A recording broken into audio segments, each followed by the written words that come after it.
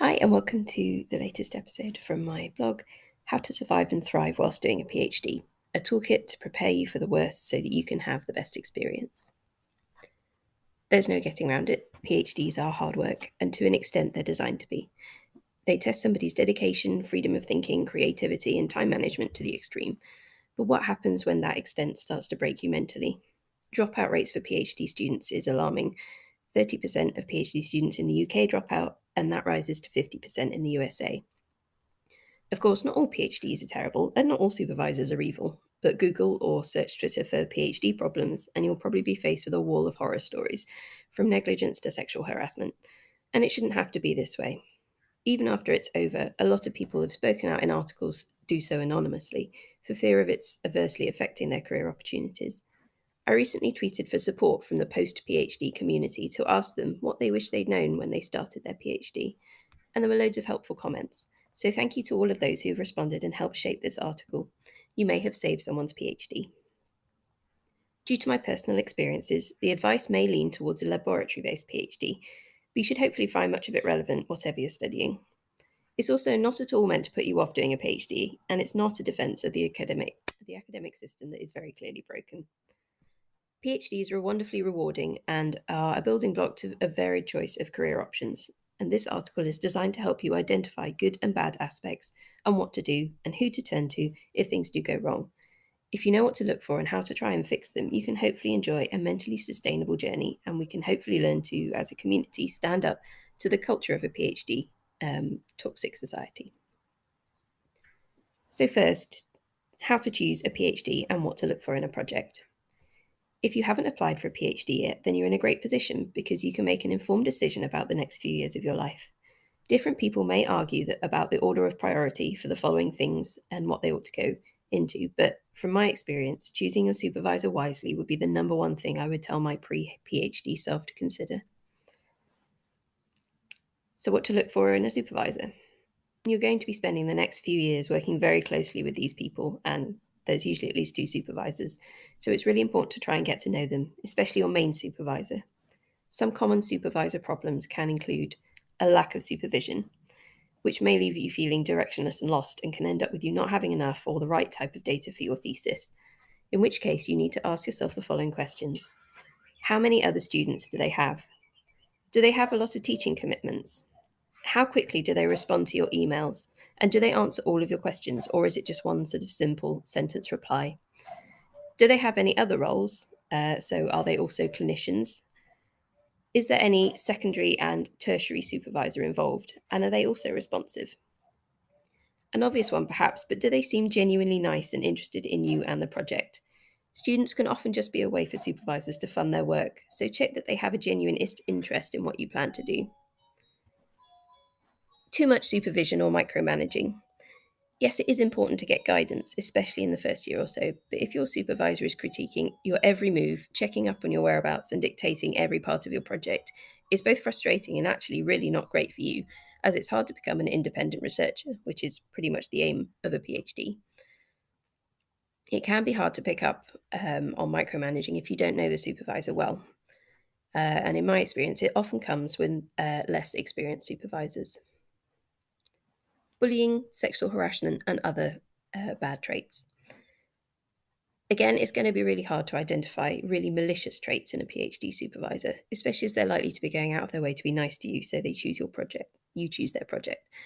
The best way to identify a potentially nasty side is to speak to current PhD students and other team members. A good supervisor will let you and actively encourage you to speak or spend time with their current students and other team members. Don't be afraid to ask them direct questions. Do they seem happy? Do they like their supervisor? And do they feel that they get enough support? Is there anything that they would change?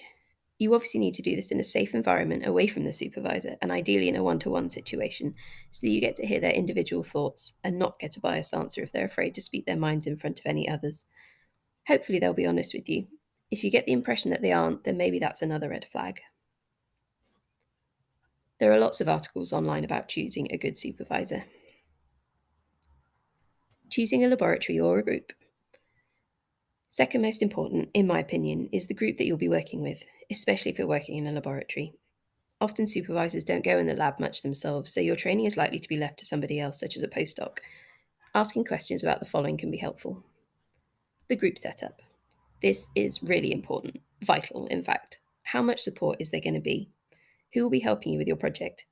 As mentioned, supervisors are often very busy people, and you're likely to need to find support from multiple places. Are there postdocs, other PhD students, or technicians in the group?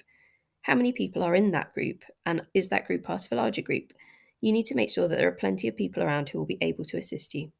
I rotated through a lab where there would have just been me, a soon to submit, so very stressed PhD student, and one supervisor. The supervisor was really nice, but I felt completely lost and a little bit ignored. And that to me was a big red flag, and I declined that project. Funding. How is the group funded? Do they have a lot of money, or are they washing and reusing Petri dishes? Not necessarily always a red flag, but something to consider. Also ask how your specific project will be funded. Are you paying for it yourself, in which case you'll really want to make sure your money is going on the right things? Or is your project funded as part of a wider group grant? Or perhaps your PhD comes with its own funding? Consider what it is you're likely to need and other potential expenses such as travel to conferences. Publication record. A measure of how active the group is, and this may depend on the subject area, of course. Research the publication record online for your group. When did your supervisor or group last publish? Again, can depend on the type of project, but most groups publish at least once a year. If they haven't published since, for instance, 2011, you need to ask the question why, and what journals do they publish in? Choose your university wisely. Yes, a prestigious university does look good on your CV, but they're often very high pressure places. They are also more likely to have a robust support system, though. Having said that, smaller universities may also feel the pressure to compete with big ones, and may well have a less established support system. Ultimately, universities are businesses, and they will not want to hurt their reputations, which can make it hard to get your complaints heard and taken seriously. What's available in each country may differ widely, and I know that student welfare isn't taken very seriously in some places, but signs that they care about their students that you should look out for include: is there a tutoring system? Universities should be offering each student a tutor who has no connections at all with your supervisor or group and who is therefore entirely impartial. You should be free to contact them with any problems that you have. Is there a student welfare department or a postgraduate team? Their jobs might not necessarily be dedicated to student welfare, but if the university has a group of people whose interest it is to make sure students are coping well, you know that you've got a chance of being heard. If they don't, you can be fairly sure that if you have complaints, you might struggle to get them taken seriously. Is there a students' union? If so, they might be able to advise you on how things work within your institution if things go wrong. Something to look out for. Have a look on the university's website. Is there a written complaints process that students and staff are able to follow? Do they have an active alumni website or email group? Having a group of ex-students who still want to be associated with the institution suggests that they haven't all had bad experiences. Do they have a counselling service? If you've never done a PhD, you'd probably be horrified by the number of students who seek counselling. And according to a survey by Nature, 36% of students have sought help for anxiety or depression related to their PhD. If you've done a PhD, you're probably surprised that's not higher. My university had a fantastic and free counselling service, and I was referred to them on multiple occasions. Choosing of an individual project. This is often the thing that people think of first when choosing a PhD, and you might be surprised to see it so far down my list. And now hear me out. If I had my time again, it would be much further down my list than it originally was. And my reasoning for this is that when you agree at the start, it's very unlikely what your final project will look like when you submit. That's the nature of research. You might find that there's a side question that suddenly becomes really important. And some projects are very blue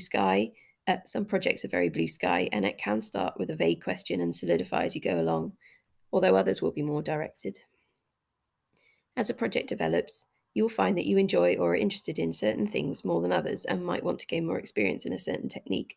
The further you go, the more independence you should have to choose the direction of your studies. And you should have some say in how it goes. This may depend on the project. If it's funded by industry, for instance, then it might be more rigid, but you should have some say on what you do within reason. You may have an interest or experience in a certain technique or be really interested in how something works in relation to something else, so more applied, rather than how it fundamentally works, so basic research. If you have only one PhD option, you've looked at the above considerations and realized that it might be a toxic environment, you need to sit down and decide whether you're really prepared to deal with that for the next 3.5 years or 4 years or however long your PhD is, especially if you're paying for the privilege of doing so. If you were good enough to get that PhD offer, remember that you are capable of getting onto other projects too. What to look for when you're about to start your PhD. You've accepted it. Congratulations. Now, below is a list of considerations to ensure that your next few years are happy and productive, even if your supervisor is already lovely. You might be one of the lucky ones and have an excellent supervision team, but it can never hurt to prepare yourself just in case. Communication is often the key to successful student-supervisor relationships. So some suggestions. Make records of everything. Minute meetings, write things down and get things emailed to you, especially if something seems questionable and you want to ask about it. Check what you are responsible for. And generally, as a student, these are things such as general health and safety requirements, not setting yourself or your lab mates on fire, for instance. You're not usually expected to be responsible for things like licenses. Check what your supervisor is responsible for, documentation, ethics, paperwork, etc., and make sure that they are actually being responsible. Support. Hopefully you've done some research on this beforehand, but you should find that there are lots of people who can support you, both academically and pastorally. Within your institution, some examples include your supervisors, and I know this isn't always an option, especially if you feel that they are the problem, but a lot of supervisors are simply unaware that their students are struggling, and if they're a genuinely decent person, and they mostly are, they'll really want to help you. If you have an okay relationship with them, then tell them that you're struggling, or talk to your secondary supervisor, who might be able to broach the subject with your main supervisor. Other students. In your group or in other groups, in your field or an entirely different area, chances are they'll know how you feel. Even if they can't offer solutions, it often feels better just talking to somebody who understands. If you're all experiencing the same problem, then you'll feel more confident tackling it because you have moral support. I was so lucky to have such a supportive team, and we're still great friends, and we helped each other through a really tough few years. Mentors. If your university offers a mentoring program, either with other staff members or sometimes with alumni, take it. These people will be a great source of academic, career, and general life advice. They will have been in a similar place to you and are likely to have valuable advice, and the fact that they signed up for it means that they really care about the future generation of students. Postgraduate support staff or personal tutors.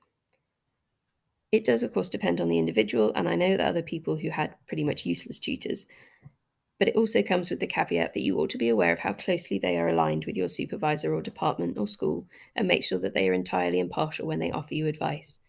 I found mine really, really helpful. The Students' Union. As I mentioned, they might be able to help or they might not. It's still worth exploring all avenues. Just be careful what information you disclose when you begin. Counselling services and support. If things get bad, you should consider counselling. Often students are made to feel like they are at fault for all of the problems that they encounter when it's unlikely to be the case. Non-university support. If you're studying at a university with little or no support, then you may have to turn to outside sources for help. You should never feel alone. Often it's just a case of finding the right people to talk to. This might be online mentoring, counselling, your family and friends, and online student communities. Planning your project. Right at the beginning of your project, you should set a number of ground rules to help the rest of your PhD run smoothly. Of course, flexibility is also important because your project is likely to change, and how you plan your project will depend on the country you're studying in and what the requirements are. So you should know what is required of you at the beginning. Discuss with your supervisor what you need to do. For instance, do you need to publish, and what will be required for instance, public vivas. And this takes a lot of the pressure off because you know what it is that you need to achieve. If your supervisor doesn't know, then you need to find out elsewhere, although this is also a red flag because they really should. You should have at least 2 projects that you discuss with your supervisor. Having a backup plan in case the data you collect on one project is not publishable for whatever reason can be crucial. It's especially true if you're studying in a country where you must publish in order to graduate. Make note of any administrative milestones and deadlines. Do you have to write a literature review in order to pass into second year?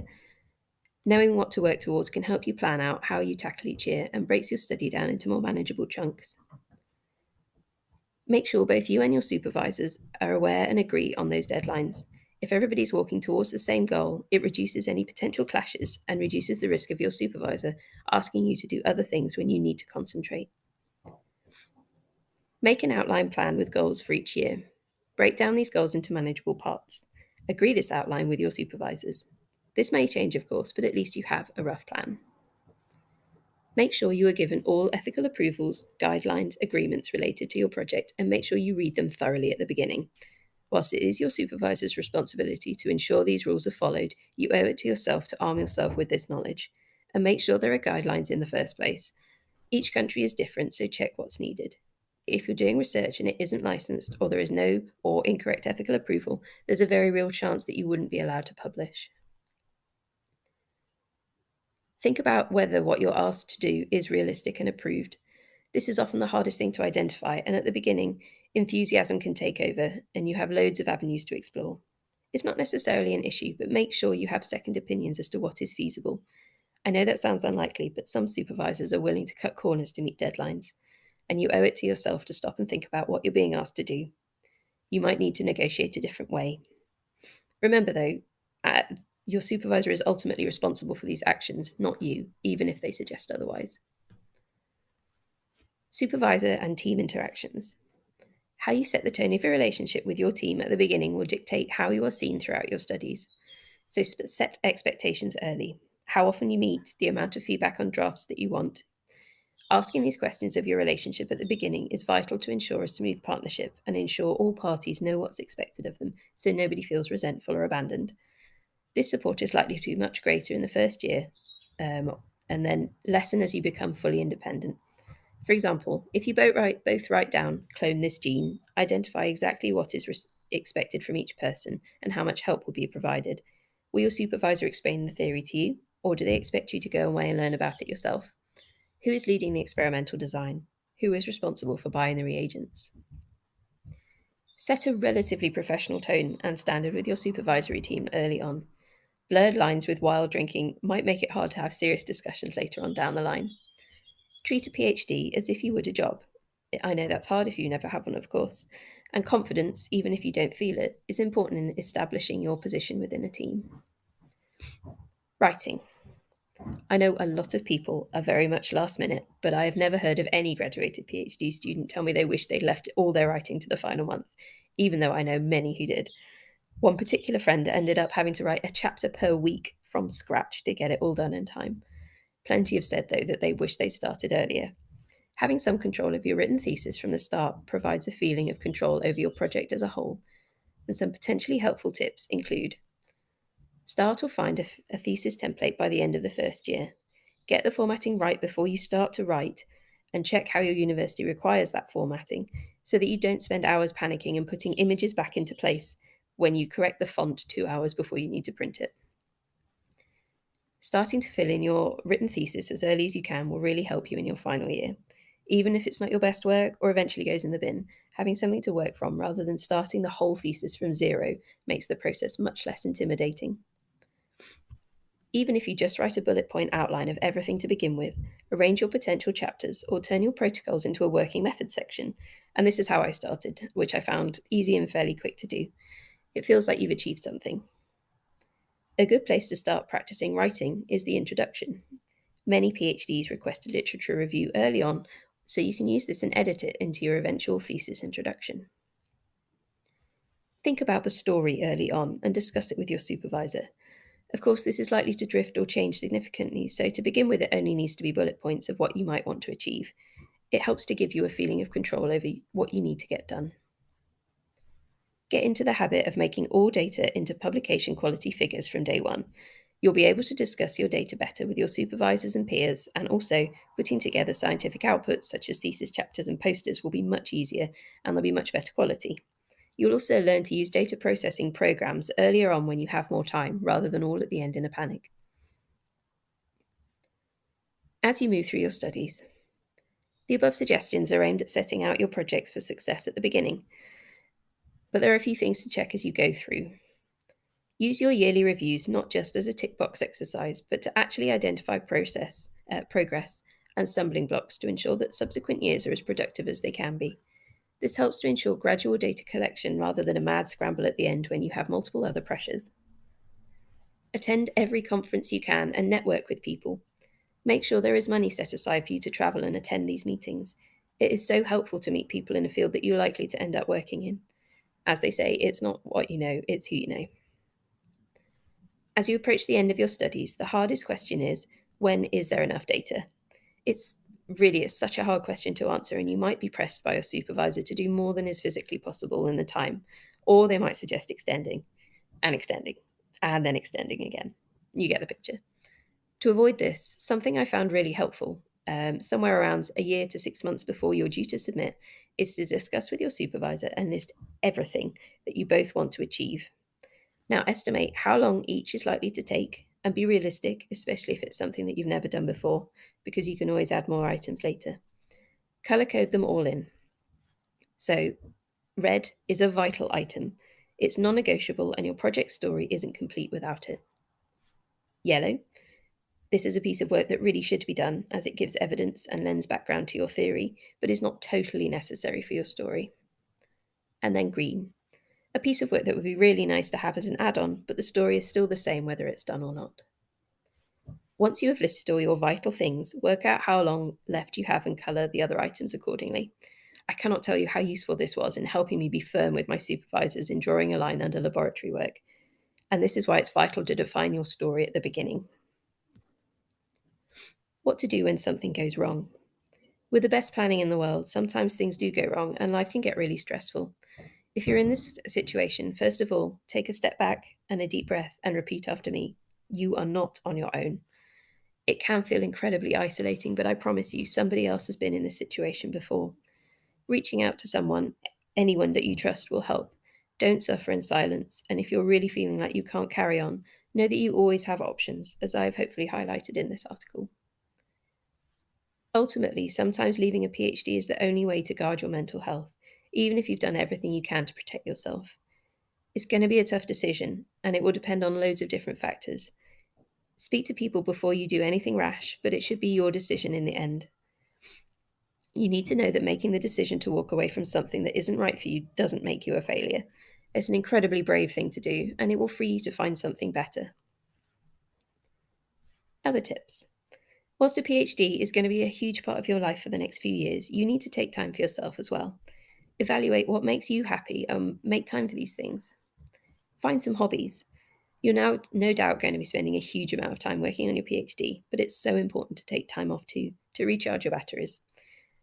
When I was doing my PhD, I made a list of all the things I really wanted to do, such as go to a certain beach, visit a certain museum, and I made sure that I spent at least one day of each week ticking off something on my list.